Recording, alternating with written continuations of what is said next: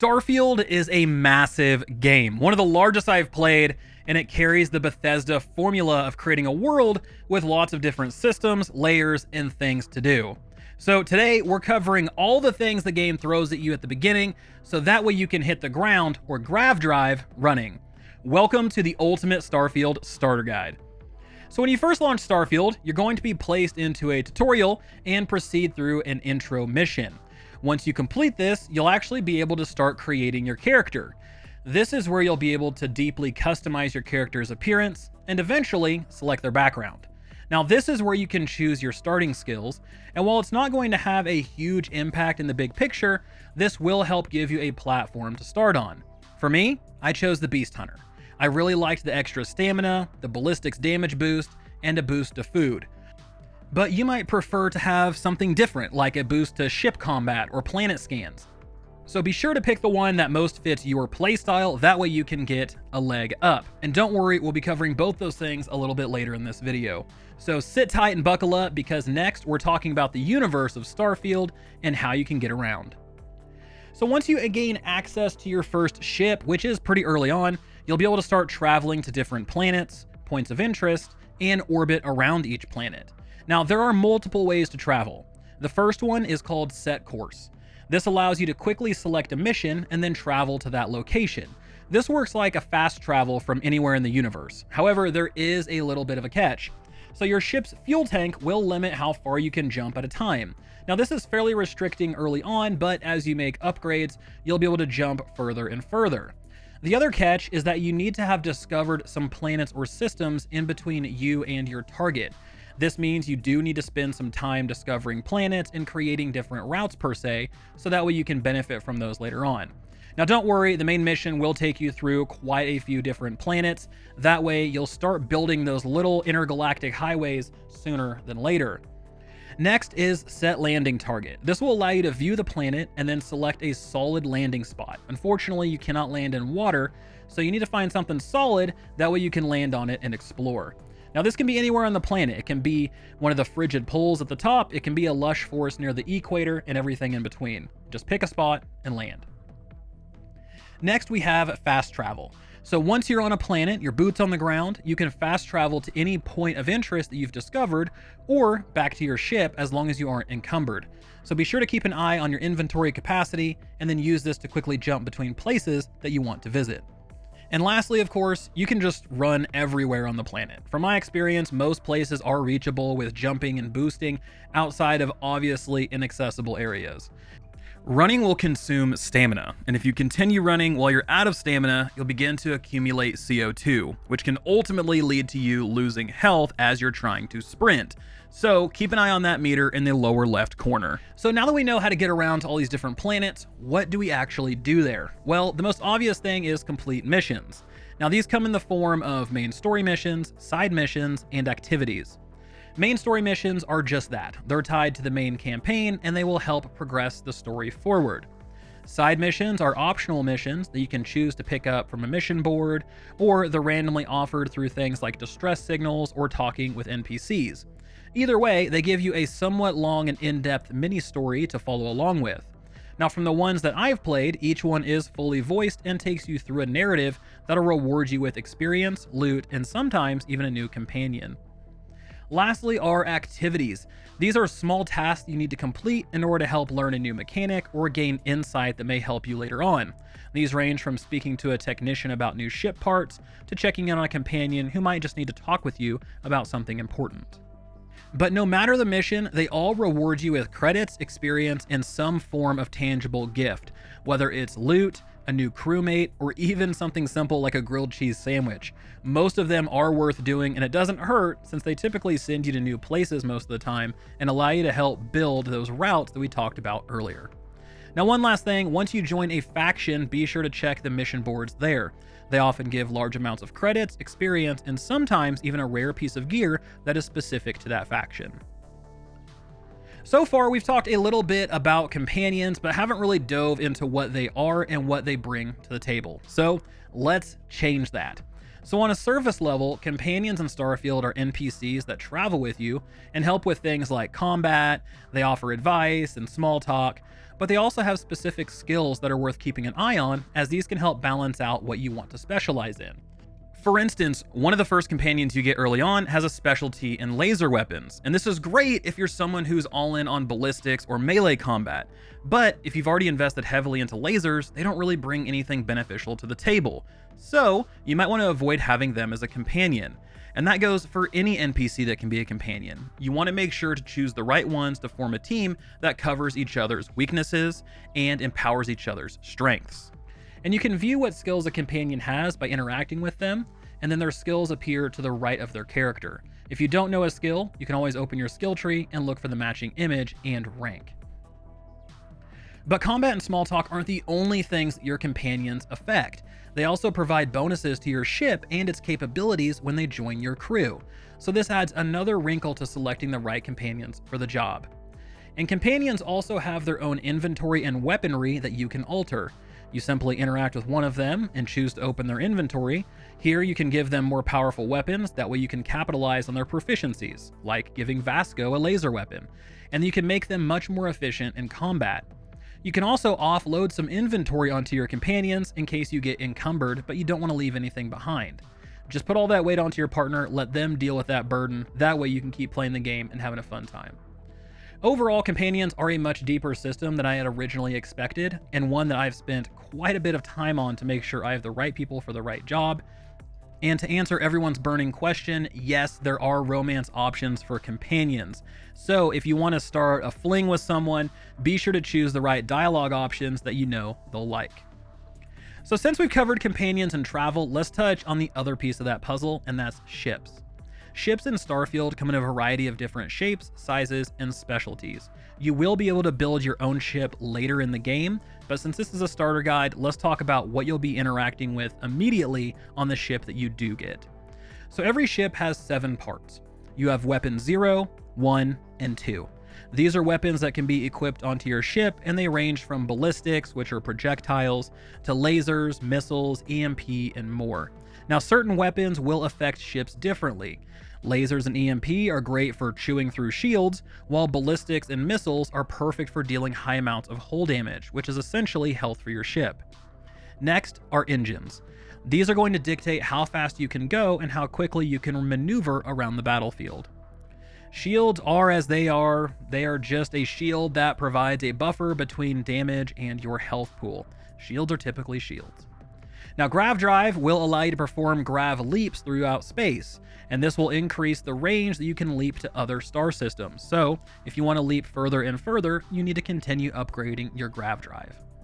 And lastly is the reactor. Now, this one is super important because this one provides power to all of your ship's systems, which are all the things I just mentioned. So when you're piloting your ship, you're going to need to allocate ship power to all of your different systems.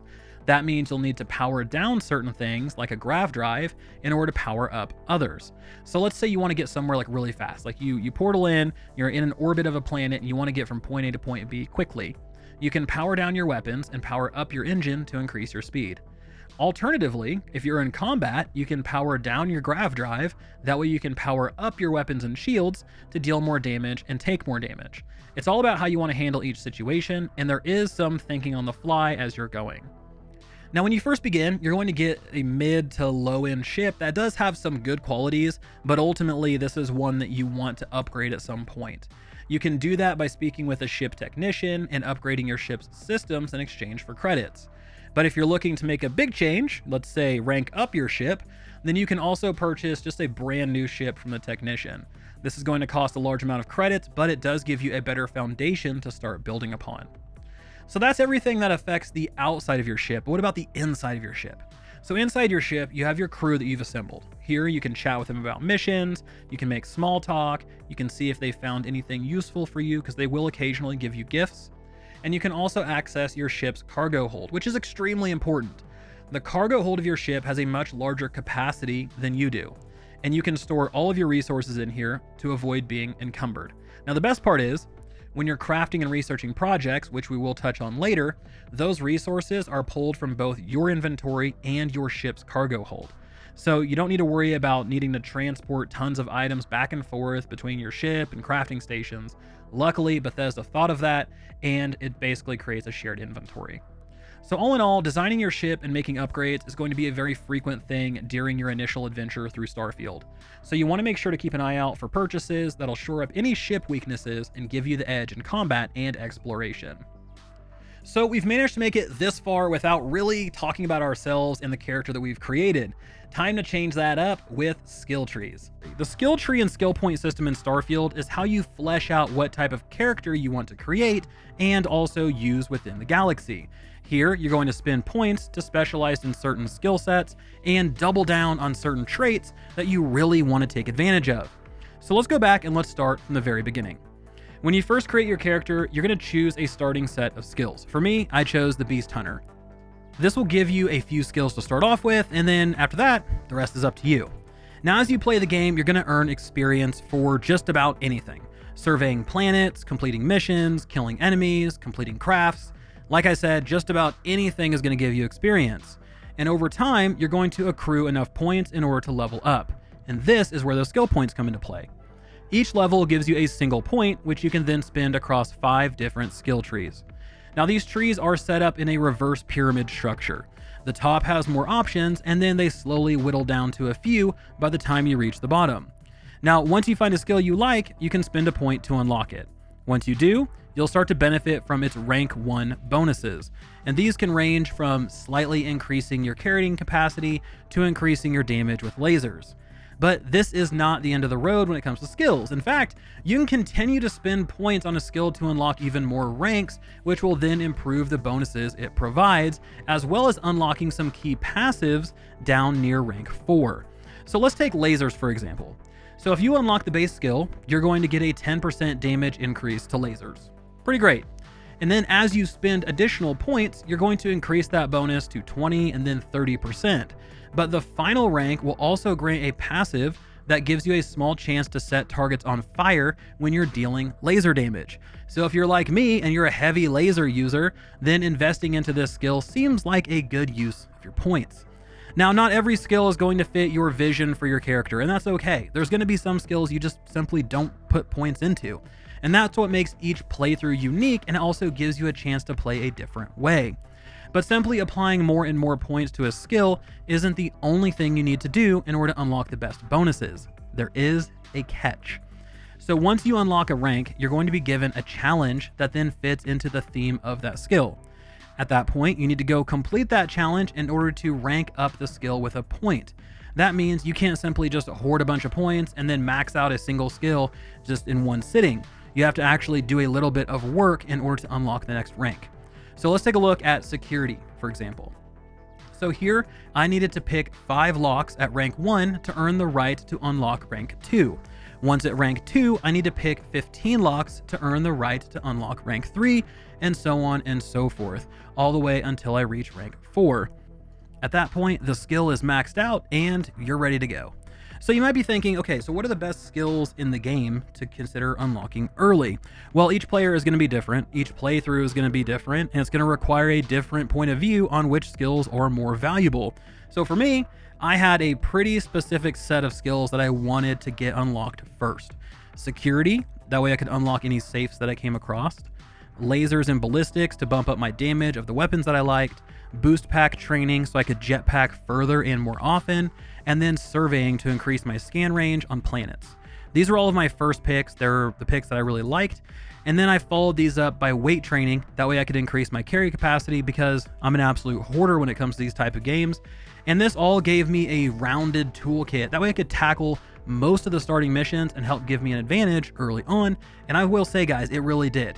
Choosing the right skills early on is incredibly important in order to kind of make sure that you are set up and ready to go for whatever adventure gets thrown your way, of which there are a lot.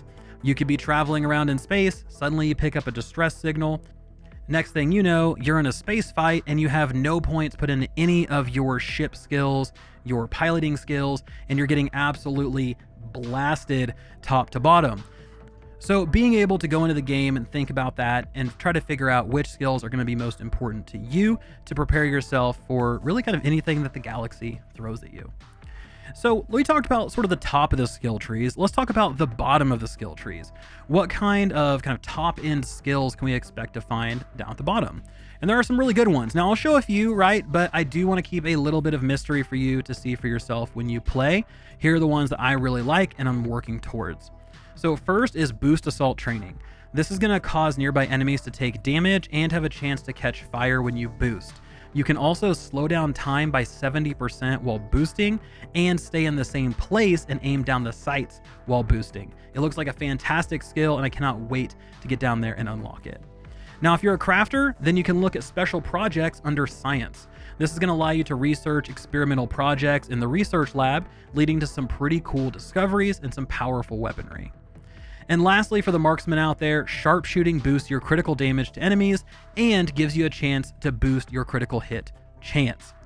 So if you're a human aimbot, this one is probably going to be perfect for you.